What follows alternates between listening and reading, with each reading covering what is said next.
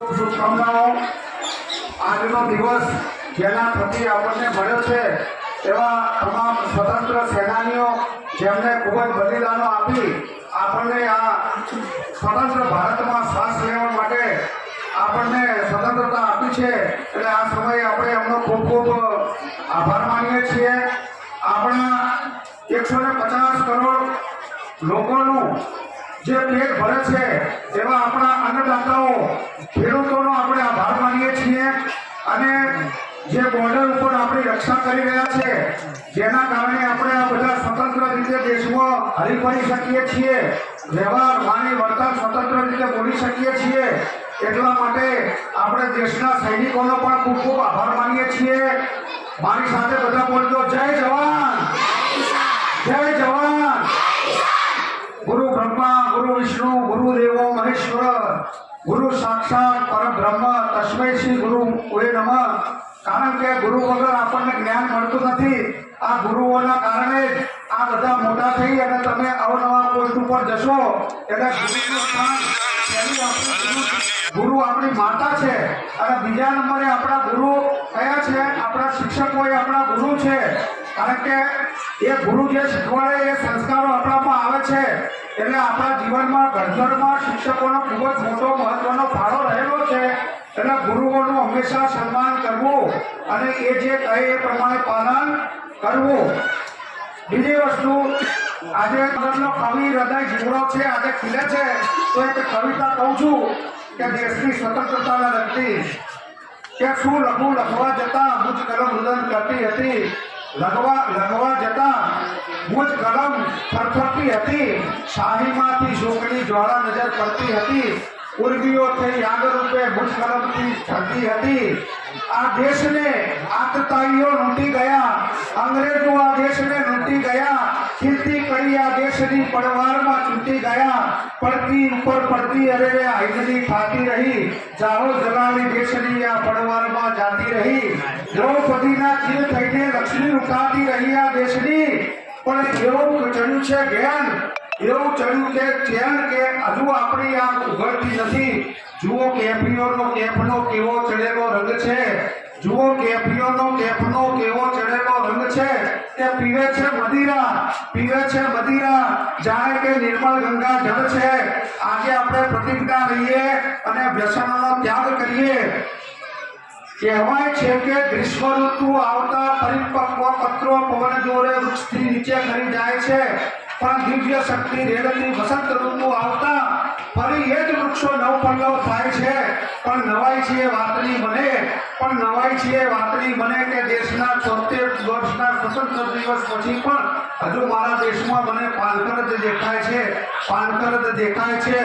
Made in Germany, made in America, made in Japan, made in તરુ આ દેશમાં બહુ માને છે। હુનર વિનાનો હોય તો આ દેશ હિન્દુસ્તાન છે, આ હિન્દને જ ભૂલેલા હિન્દના સંતાન છે।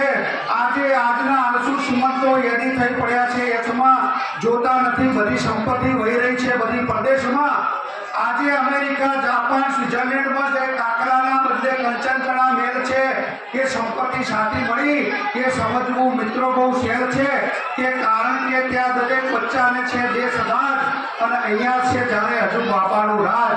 આપણે દેશમાં એક જ વસ્તુ આજે નક્કી કરીએ, આપણામાં રાષ્ટ્રની ભાવના પેદા કરીએ એવી હું બધાના વતી અપેક્ષા રાખું છું।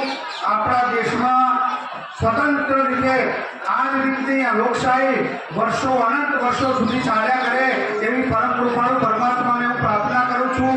હવે અમારા પોસ્ટ ઓફિસમાં જે છે, એક તો જે બાળકોને શિષ્યવૃત્તિના ખાતા ખોલાવવાના હોય એમને 0 બેલેન્સથી સાહેબ ખાતા ખુલે છે અને દરેક બાળકનું આધાર અપડેટ થયેલું હોવું જોઈએ અને જો ડીબીટી ખાતું ખોલશે એનું આધાર અપડેટ હશે તો 0 બેલેન્સથી પણ ખાતું ખુલી જશે, એટલે એ ખાતા ખોલાવજો। મહિલાઓ માટે મહિલા સમૃદ્ધિ યોજના પ્રધાનમંત્રી શ્રી નરેન્દ્ર મોદીએ ચાલુ કરેલી છે, એ 31 માર્ચે પૂરી થાય છે, તો એમાં પણ 2 લાખ સુધીનું રોકાણ દરેક બહેનો 2 લાખ સુધી કરી શકે। એમાં 8% વ્યાજ મળે છે, એટલે બહુ સારામાં સારું વ્યાજ કહેવાય। 60 વર્ષથી ઉપરના જે આપણા વૃદ્ધો છે, વડીલો છે, એમના માટે સિનિયર સિટીઝનની સ્કીમ છે, એમાં પણ 8.2% વ્યાજ મળે છે, એટલે એનો પણ લાભ લઈ શકાય।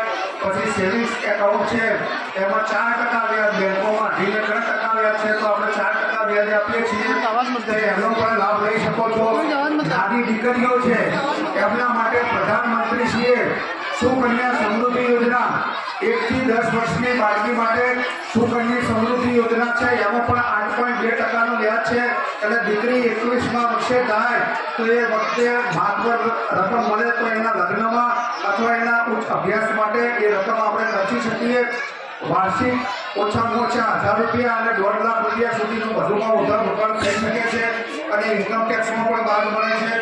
એ સિવાય 1 વર્ષની એફડી છે, 2 વર્ષની એફડી છે, 3 વર્ષની એફડી છે, એમાં પણ અલગ અલગ વ્યાજ દરોથી એમાં ખાતા ખોલી શકે છે. પછી નાના બાળકીઓ માટે સુકન્યા અને બાળકો માટે પબ્લિક પ્રોવિડન્ટ ફંડનું પણ એકાઉન્ટ છે, એમાં 7.5% વ્યાજ મળે છે. એ સિવાય પ્રધાનમંત્રી જીવન જ્યોતિ વીમા યોજના, પ્રધાનમંત્રી જીવન જ્યોતિ સુરક્ષા વીમા યોજના, માત્ર 20 રૂપિયાનું વાર્ષિક પ્રીમિયમ, એમાં દરેકને 2 લાખનો વીમો મળે છે. અને આપણા હરીભાઈ પોસ્ટ માસ્ટર અહીંયા ગામના ખૂબ જ ઉત્સાહી છે, તો વધુમાં તમે પોસ્ટ ઓફિસનો લાભ લો એવી મારી નમ્ર વિનંતી છે. રૂરલ ગ્રામીણ ટપાલ જીવન વીમો કે જેમાં પ્રીમિયમ ઘણું ઓછું છે અને બોનસ વધારે મળે છે, તો એનો પણ તમે લાભ લઈ શકો છો. એટલે પોસ્ટનું કોઈ પણ કામકાજ હોય તો પોસ્ટ માસ્ટર શ્રી હરિભાઈની મુલાકાત ચોક્કસથી લેજો અને નાની બાળાઓના સુકન્યાના ખાતા અવશ્ય દરેક માતાઓ ખોલાવે. ભાઈઓને નથી કહેતા પણ એમની માતાઓ ખોલાવે, કારણ કે માતાઓ બાળકોની કાળજી વધારે રાખે, કારણ કે પ્રથમ ગુરુ એ છે. તો સાહેબે મને અહીંયા 5 મિનિટનો થોડો સમય વધારે લીધો, પણ મને તે સમય આપ્યો છે તે બદલ શાળા પરિવારનો અને પ્રિન્સિપાલના સાહેબનો ખૂબ ખૂબ આભાર માનું છું. અને બાળકો જે સરસ મજાનો પ્રોગ્રામ કરે છે આનંદદાયક, એને હું રોકવા માંગતો નથી. અસ્તુ, જય ભારત, જય હિન્દ.